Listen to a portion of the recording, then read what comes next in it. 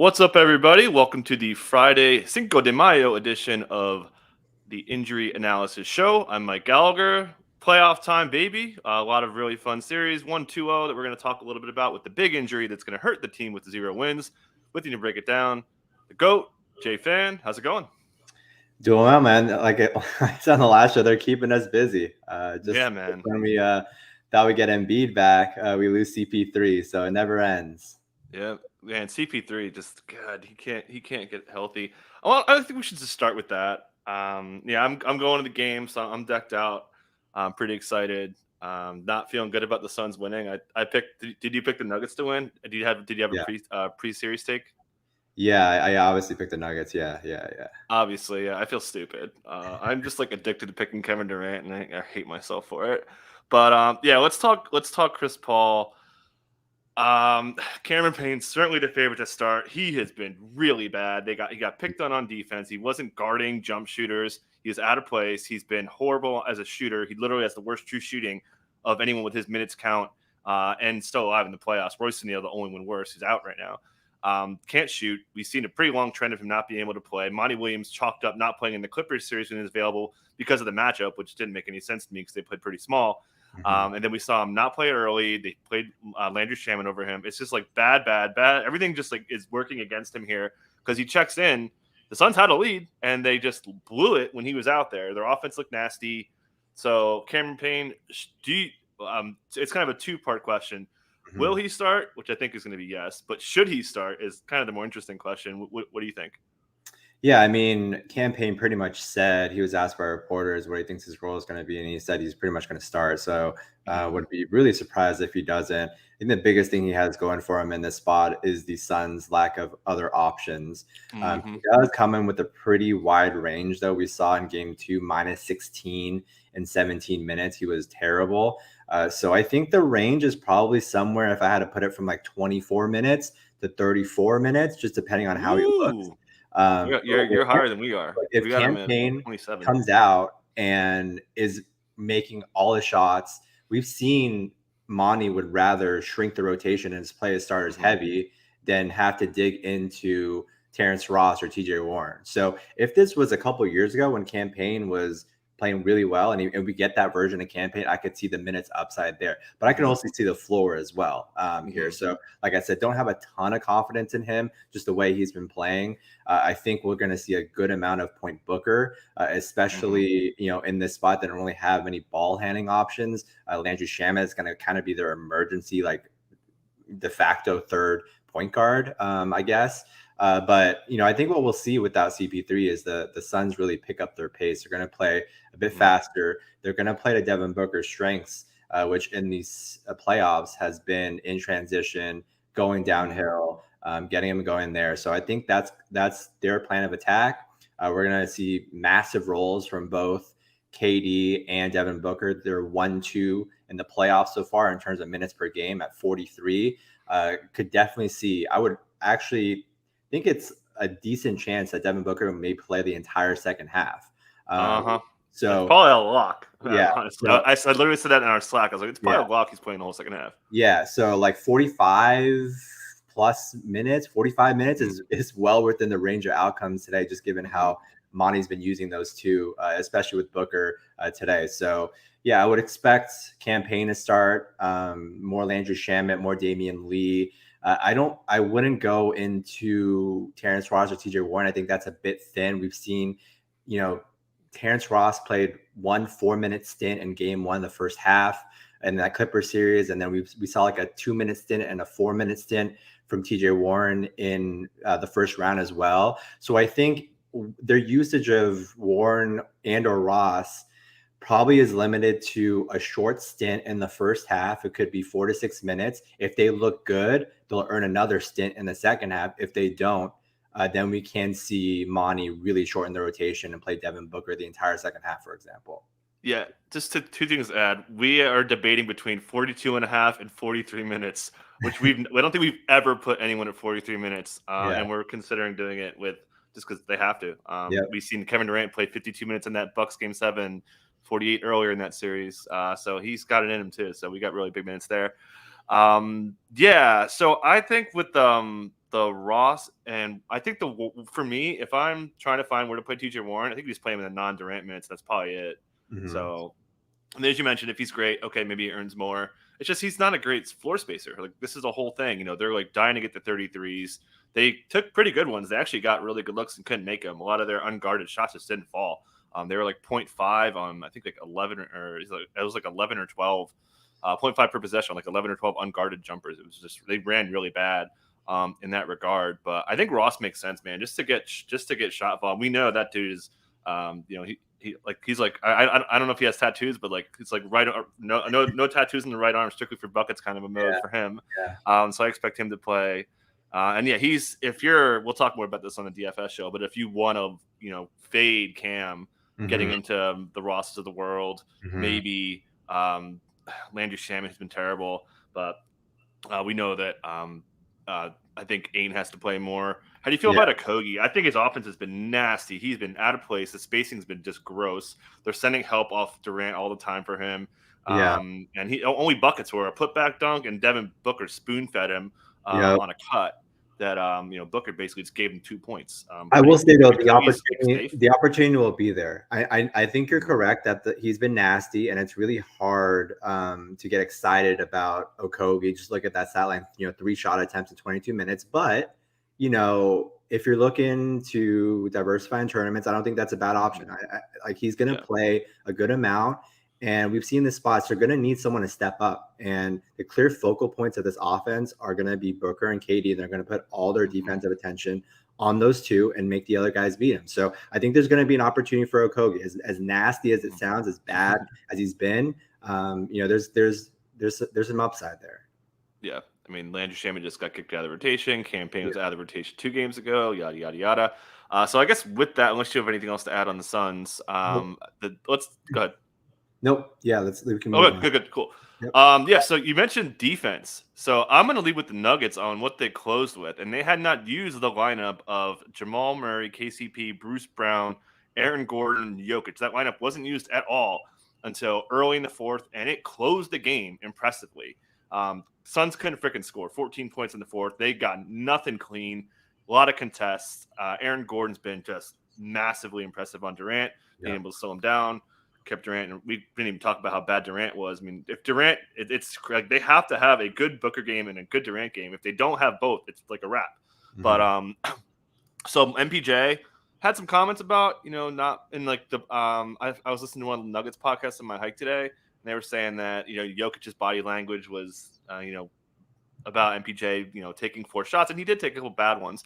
But we have MPJ at 31 minutes. So we're, you know, taking a little bit into account because he was running hot. He was running like upper 30s in the last series and was getting a long leash. We saw that last elimination game against Minnesota. Wasn't making shots, and he still got upper 30s.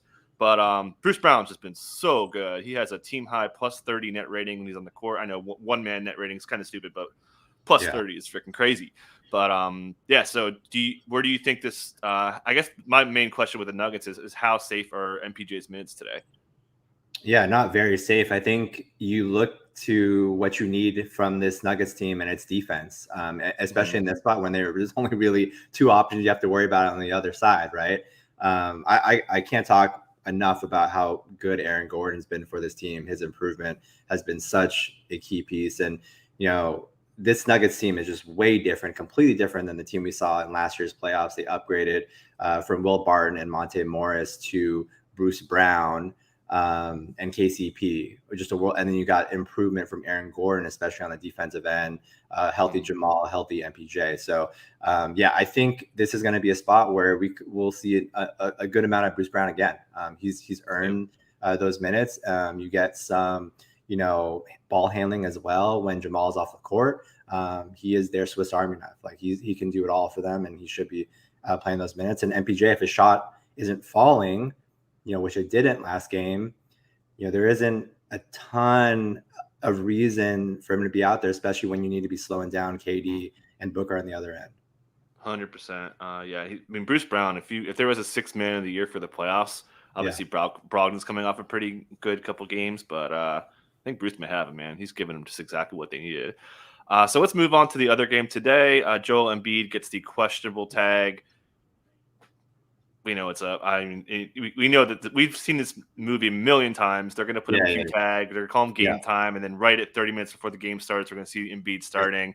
But what do you think of? Sounds like you agree. Anything you want to add on what you saw from Embiid in his return?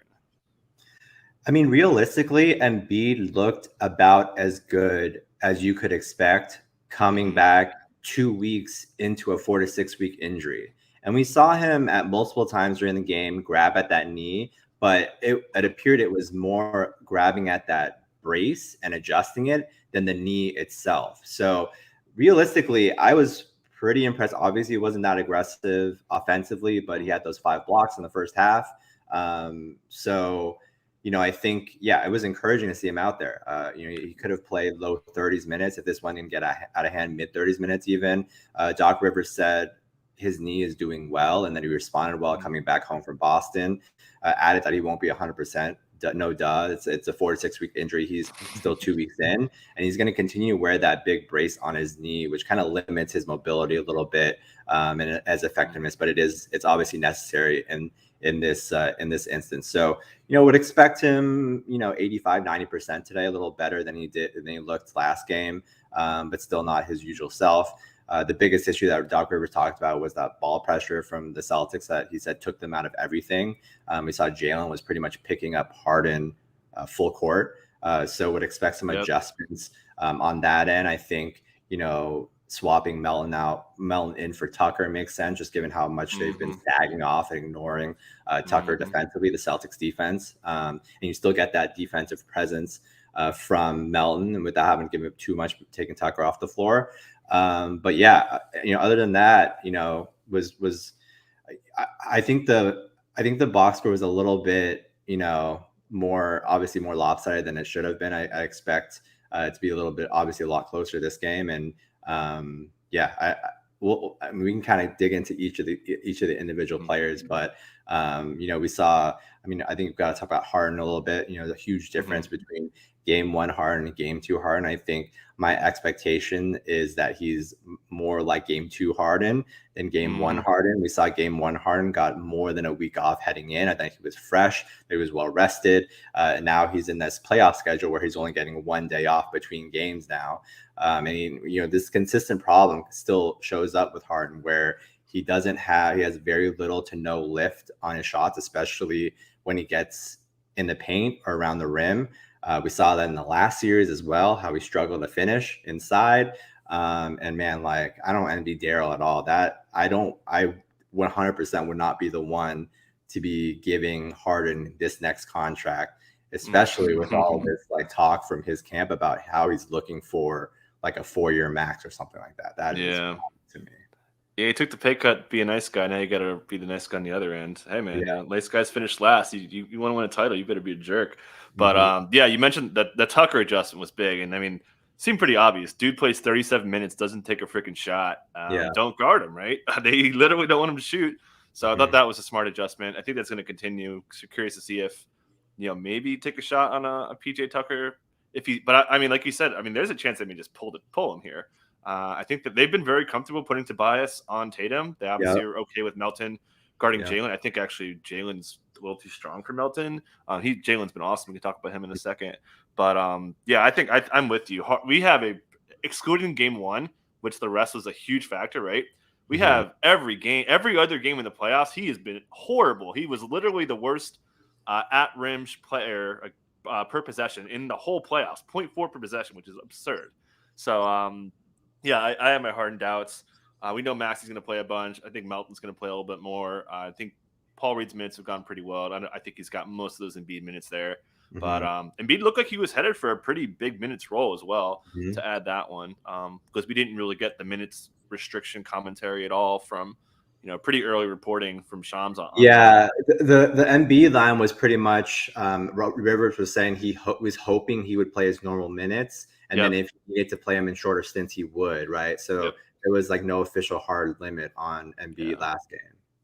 Yep, and I looked into the tracking data, and his speed was a little faster actually than normal, which I was like, okay, cool. So I think he looked fine. Okay, moving to Boston. We found out Blake Griffin's out. That I don't think that really matters. Big rotation note, which was not surprising when Embiid was in, was Grant Williams, and I didn't play enough DFS that night because I really wanted to play Grant Williams because he was so cheap. But anyways, expecting him to play a lot again. A really solid 8-man rotation with the starters, which we're going to stick with. Certainly was really good. But Grant, Time Lord, Brogdon, just a rock solid 8-man rotation. One of the best 8 in the NBA. What do you see on the Boston rotation or anything specific? If you want to start with Jalen or wherever you like. I mean, Jalen is the guy here. He's the guy you want to attack with. I think he's in a much better spot than Jason Tatum. Obviously, Tatum had a dud of a game, but with the foul trouble too, adding on to that. But it's been Jalen has consistently been this team's best player for months now. I want to say, Tatum really hit that wall, and it's been Jalen's team. And he just has the more favorable matchup of the two. Tobias and PJ have been really solid on Tatum so far. They've been giving him some problems. So you really want to attack with Jalen just in this matchup. He gets the better assignment. Big minutes too. So he's the headliner here for me again. Yeah, and they're leaving some meat on the bone. The Sixers are taking care of the ball, and usually when we've seen the Sixers go on these runs where their transition defense is a disaster, and Jaylen Brown's their best transition player. So yeah, he's been just. I almost put him for the cover boy for matchups, but I had to go with Jokic just because Jokic is insane. But I really like the spot for Jaylen Brown. Again, sticking with the similar rotation. Malcolm Brogdon's been great. Yeah. Really just fits the game plan, man. They are driving a ton. They're at 54 drives as a team per game. That's up like 12 from where they were in the regular season, up a little bit from the Hawks series, a team who gives up a lot of drives and a lot of points off drives too. But clear game plan. Give the ball to the ball handlers, get in the paint, and spray it around, get up 53s. That's what they're going to do again. They're really good at making them. So you and I are on Boston here. I got -2. You got -1.5. Feel pretty good about this. I think they really woke up. I love their defense. I don't know, man. Did you see the Mazzulla presser? He had all these questions, and he was like, "Oh, you guys aren't going to ask me about game 1, game 2 adjustments?" Like, exactly, all timer. Yeah, that guy is love that Grant Williams back in the rotation. He should have been to start with. He's too good to be DNP like he had been before. The Sixers have a big perimeter defense issue right now where they're just getting gashed. Like the Celtics are getting to the paint at will. And okay, fine. You add Joel Embiid back in the mix, and he's an interior presence. Fine, we'll just kick it out to the perimeter and find guys on to shoot wide open threes. Like, it's just pick your poison with the Celtics offense right now, just given how poor the Sixers defense has been on the perimeter, right? And I think it was Doc that said it looked like the Celtics were at shoot around because they just had so many wide open looks with nobody around them, right? So I think that's something that the Sixers really need to look at and solve here. Maybe it's more Jalen McDaniels on the other end, some adjustments to get more defense on the floor, because this Celtics offense is just completely tearing them apart. And they have some of the best 3-and-D guys in the league on this team, the Celtics do, and guys who could just punish you from the perimeter. They have the star power up top with Jaylen Brown and Jason Tatum, and then the guys around them that will punish you from 3. So it's a tough task for the Sixers defense to try to figure this out and figure how to stop this Celtics offense. Yeah, and Horford's been getting really good looks, and he's kind of missing them. So his opportunity has really increased. We saw his touches in the Hawks series just crater, but they're going to need to play a lot. His post defense has been really the key to their defense. He's been, we've seen him Embiid go off a lot against him, especially lately, 37 points per game in the season series. But we know this rotation is pretty solid. Moving to the Saturday games, obviously some injury tags. Sounds like Jimmy Butler's going to play.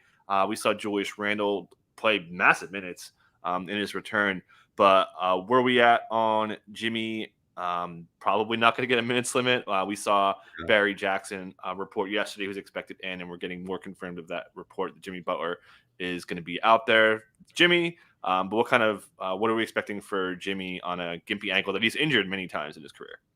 Yeah, I mean, Spo was tight-lipped today, didn't give away too much, said he's just working, and that they'll get an update tomorrow around 2:15, closer to game time. I would expect at that time we're either going to get some sort of game time decision, or we'll warm up with the intent to play, as is Heat protocol. They're going to play this close to the vest. They're very on the opposite end of the spectrum as the Kings were, where Mike Brown was just giving it away that Dome wants to play. We didn't even play along with the injury charade.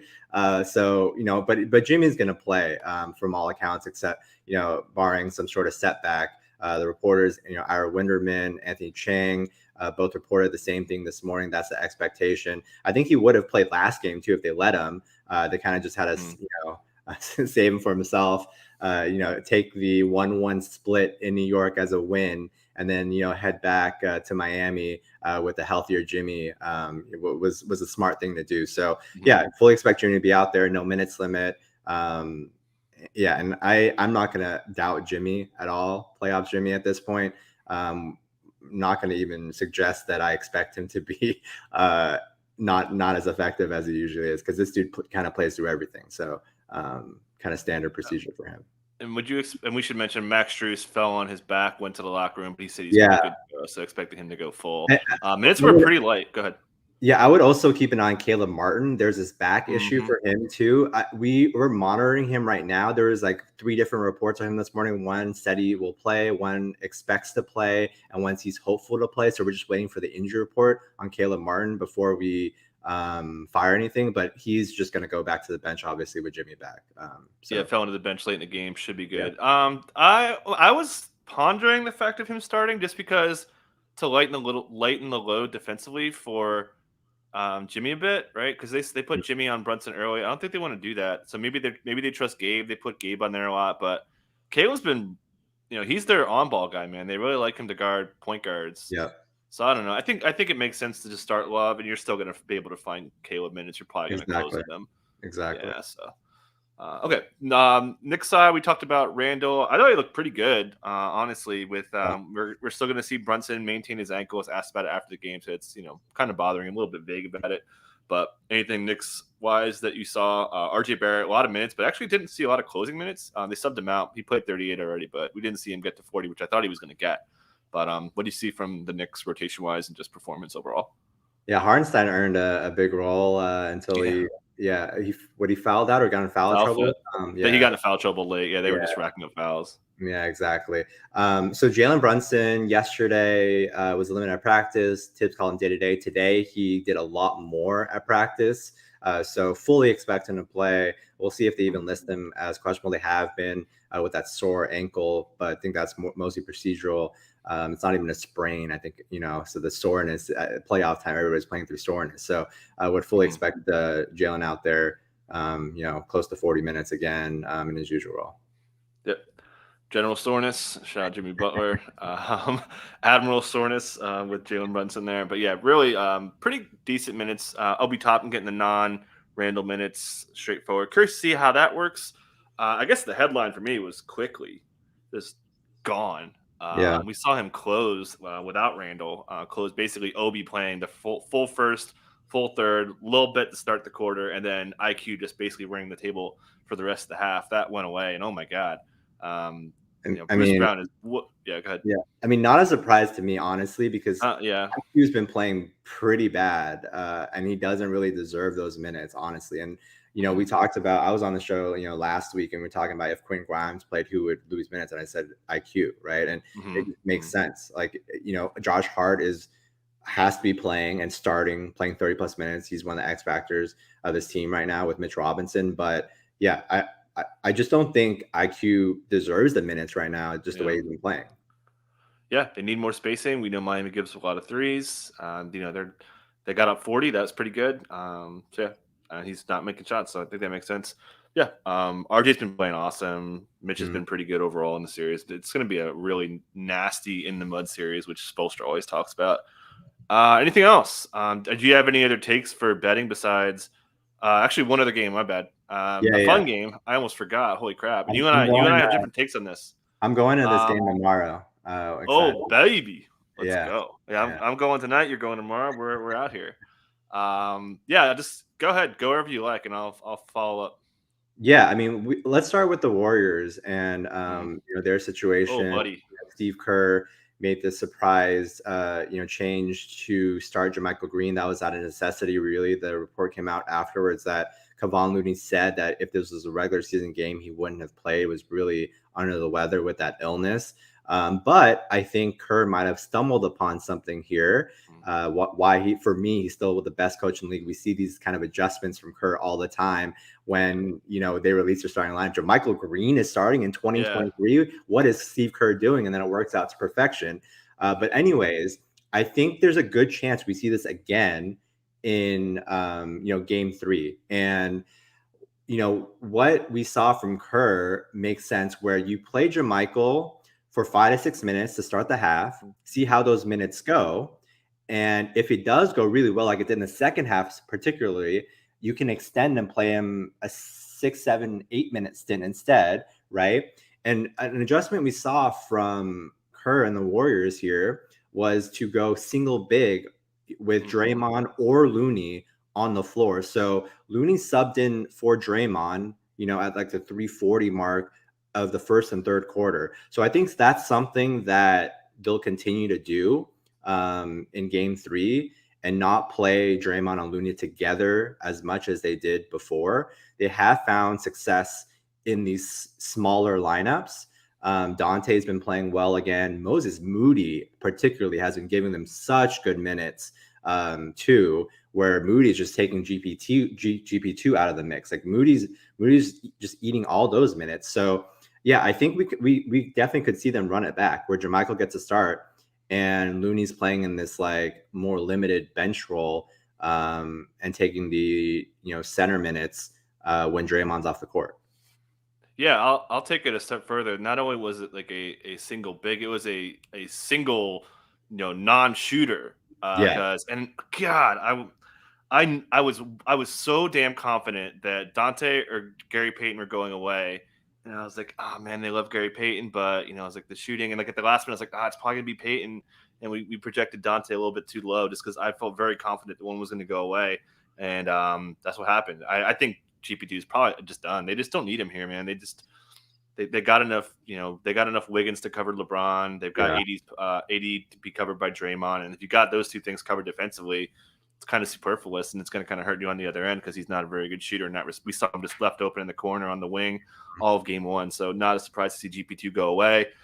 I should also mention Anthony Slater reported that Looney was sick on Wednesday. Thanks for the injury report, Warriors. And also, God, the report that first came out that Looney was getting benched, I was like, oh, baby, because I was on pool starting like the whole day.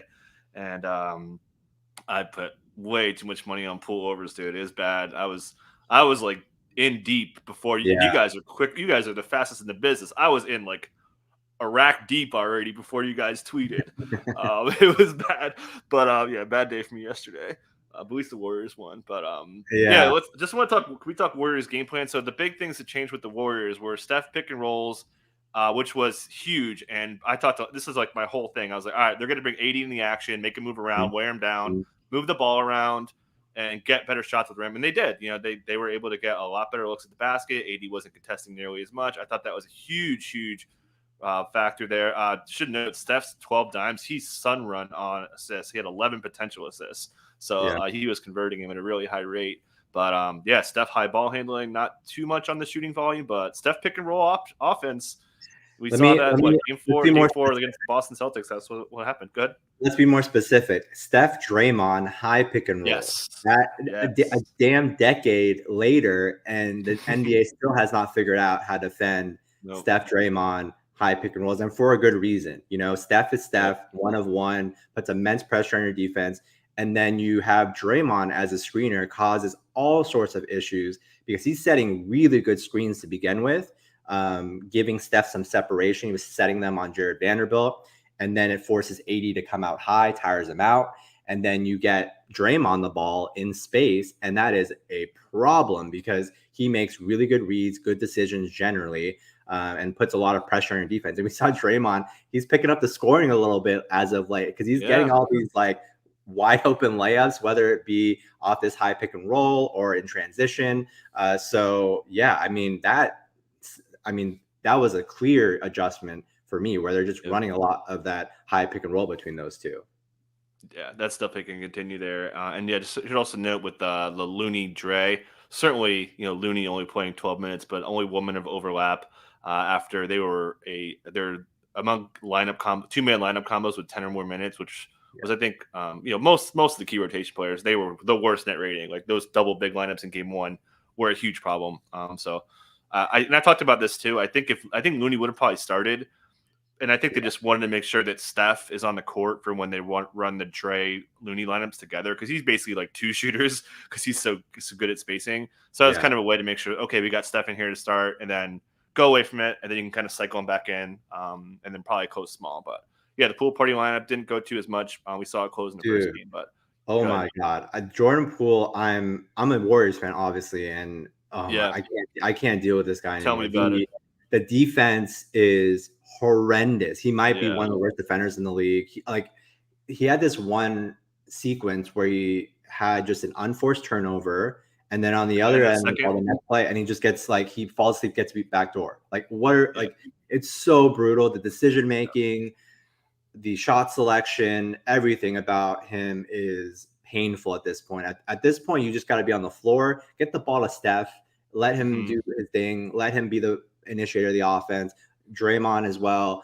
You just take a wide open threes. They're going to come to you, man. You're playing with two of the best shooters of all time. One of the best, in Draymond, just a very unique and skilled passer. And he's forcing stuff up. He's getting killed on defense, making poor decisions. The Jordan Poole experience is just, oh my gosh, I can't handle having to watch years and years of more of this dude playing. It's going to take years off my life. Yeah, when I took the Poole overs, I joked in our Slack, and I was like, BRB, I got to go buy some edibles to watch these Jordan Poole overs fail. But yeah, dude, never again. I can't do it. I won so much money on Sunday on the unders. I just gave it all back. He played about as well as he could have in game one, and he was still 100%. The subject of immense criticism taking that 28-footer with 11 seconds left on the shot. So even if when he is playing relatively well, there's always something he does. There's always something with Jordan Poole. Definitely, and should note, Dante subbed in ahead of him in the third. Yeah, that's what I was like, oh my god, as he should, man. There's no reason. Yeah. It's brutal, man. It's so brutal these minutes. Yeah. I thought they could hide a little bit more, but apparently, these are NBA coaching staff, man. It's exacerbated too by the fact that they're subbing in Poole for Steph, and the drop off between those two right now is bigger than any two players left in the playoffs. Right, just the way they've been playing. Yeah, it's Steph is just ridiculous.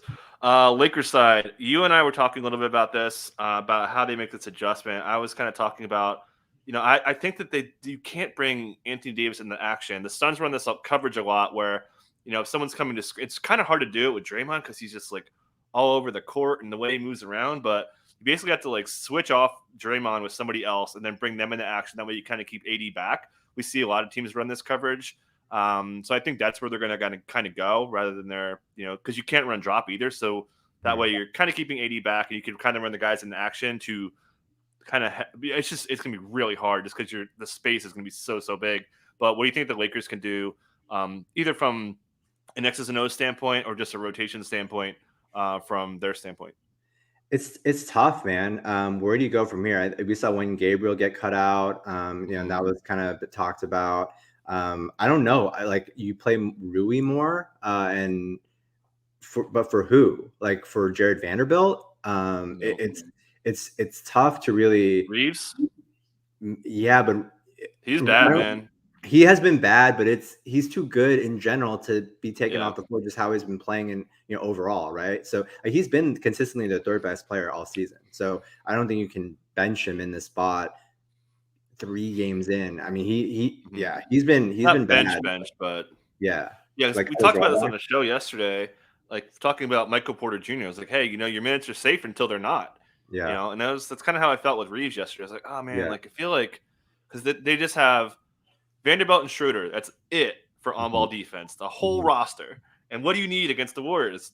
On-ball defense. And you're not going to take LeBron's minutes. You're not going to take AD's minutes.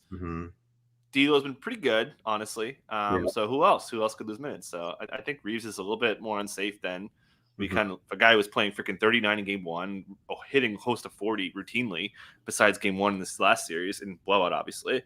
But I think Reeves' minutes are just a teensy bit more dicey. He's kind of looked like a rookie defensively, man. I mean, the Warriors run you around. If you're not in sync with your teammates, you could look really bad out there.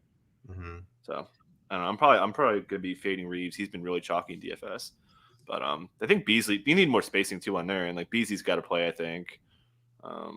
Just kind of hope and pray that if Looney's out there to start the second quarter when 80's, and that's another adjustment. I think they want to try to make sure that 80's out there with Looney. So maybe they sub him out earlier, bring him in to start the second instead of the other way around where LeBron's starting the second.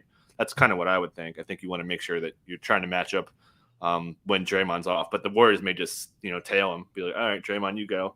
Yep. Yeah, I think the Warriors just have more versatility with their other pieces or surrounding pieces to experiment and try out new lineup combinations, right? They can go big, they can go double big with Draymond Looney, right? They can downsize and play like they did much of game 2 and play smaller and play only one of Draymond and Looney and surround them with, DiVincenzo, Poole, Moody, and go smaller. Like they just have a little bit more they have GP2 in their back pocket too, a guy who can play 1-2 or even play small ball center, right? So they have just more positional versatility where they can make more adjustments than this Lakers team. It's hard for me to really pinpoint, one tweak on this Lakers side rotationally that would make a significant difference, Yeah, for sure. They just the Lakers. Who was I listening to? Someone saying the Lakers have like the deepest team. I was like, do they though? Yeah. I didn't think they did, but yeah, the Warriors just, and when that small ball lineup's out there, they were just flying too. Yeah. But yeah. Don't have anything else. Do you have any takes on this? You were on the Lakers to start the series, you said? Yeah, I picked the Lakers to win the series, but I can never bet it because I'm a Warriors fan. Yeah. Because I'm a coward. But no, I'm heavy on Boston. Yeah. I have a side bet with Claff, and then I just unloaded on the reset. I have like 150, 170, prices like that on Boston. Yeah, I hit that as well. I'm on I have Warriors 4-1 win. I have Warriors series. I hit them again yesterday at plus 140. I'm gonna probably hit them again today. I felt really good about last night. So my big position is probably on the Warriors. I think I'm probably the hottest on the Warriors in the industry. I haven't seen anybody else say Warriors in 5, which makes is probably me feel good, wrong. Man. Makes me feel good as a Warriors fan. For sure. I just love it. I mean, I'm just a Steph guy. This dude wearing a Booker jersey right now, but I feel pretty good. Any other takes or any other stuff you want to add to get out of here? No, I never do this, but quick plug: we're launching our WNBA news pretty soon. We'll have that out within the next day or so. And preseason for WNBA starts today. Regular season should start pretty soon here. So that has been a little bit of my focus, setting that up with our new guys. Excited for that. So you got John, right? John is John's our lead. Yeah, he's shout out to John Ronabaugh. He's with us. He ran part-time projections. He's an awesome dude. He's our best news guy. He is just instant. Like he beats you guys. Like, hey, he's out. So he's gonna kill it for you guys over there. Yeah, double underscore. Getting the WNBA streets. Obviously, they're gonna be the best in the business. Oh, you guys got up the followers, man. I'll get you one. we haven't announced it. I haven't announced it yet. So the only people following. Yeah, get in early, guys. Maybe they'll follow you back. Actively looking for WNBA news, trying to get ahead of the curve. Oh yeah, you got no tweets. Yeah, no tweets and still 6. That's pretty good. Yeah, exactly. Cool. All right. Yeah. So support the people who support us. Hey, the show is brought to you by Underdog Fantasy. Follow the Underdog WNBA. Be one of the first 100, and we'll give you nothing. But they also have Best Ball Mania 4. Check that out. Great tournament. They also have NBA Pick'em. You can use our projections for their fantasy Pick'em game. Also have other drafts. And man, I didn't have a chance to hit it, but you guys had some nice overlay in one of the drafts yesterday. So yeah, check out Underdog. Hit some of those drafts. Get some delicious overlay. If you haven't signed up for Underdog yet, use promo code ETR for a $100 deposit match. Promo code ETR at underdogfantasy.com. This is great. This is like almost like a podcast / news. You and me are just complete psychos. I know. Talking basketball is the best. So I'm a little disappointed we didn't go the full hour today. I penciled in. Well, you want to, man? I'm down. Yeah, we're good. I got go in the game. Still got some more errands to run. Still got to work on the projections for a little bit. So you did a great job filling in for Dink and plugging at the end there. So I got it, man. Got in your seat. You just wake up support the people who support us. Yeah, got it. I know. Oh, I'm missing the other dink thing, right? Feed the algorithm, guys. Come on. Yeah. Support. Yes. That's what Help I'm us here feed our for. families. If you can't support us with your hard-earned dollars, support us with your hard-earned clicks. There we Feed the go. algorithm. Num. All right. Thanks, everyone. Enjoy the basketball. Really good basketball this weekend. Hopefully, it's not the last weekend where we've got, let's see some game sevens. Let's see some deep series here. Yep. So, Fan, thank you so much for joining. This is the best. And we'll catch you guys next week. Thanks again.